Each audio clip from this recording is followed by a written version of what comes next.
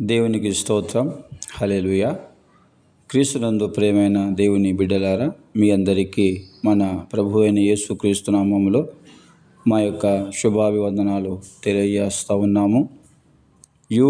బొల్లవరం ప్రాంతంలో కట్టబడిన Bethesda Pentecost ప్రార్థన మందిరములో సంఘ విశ్వాసులు ప్రార్థనకు వచ్చిన ప్రతి ఒక్కరి కోసం ప్రేమతో వారు భోజనమును ఏర్పాటు చేస్తూ ఉన్నారు.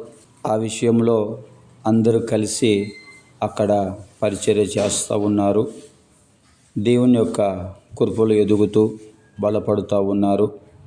వారి యొక్క కష్టార్జితంలో వారే సొంతముగా మందిరమునకు ప్రార్థనకు వచ్చి వారి నిమిత్తము భోజన పదార్థములు వాళ్ళు సిద్ధం చేస్తూ ఉంటారు. ప్రతి నెల మొదటి ఆదివారం రోజున బెతెస్దా పెంతెకొస్తు ప్రార్థన మందిరములో ఆశీర్వాద భోజనము ఏర్పాటు చేయబడుతుంది.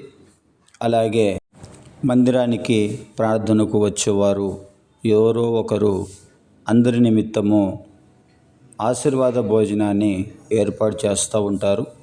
అతి కృప దయచేసిన దేవునికి మాత్రమే మహిమ కలుగునుగాక.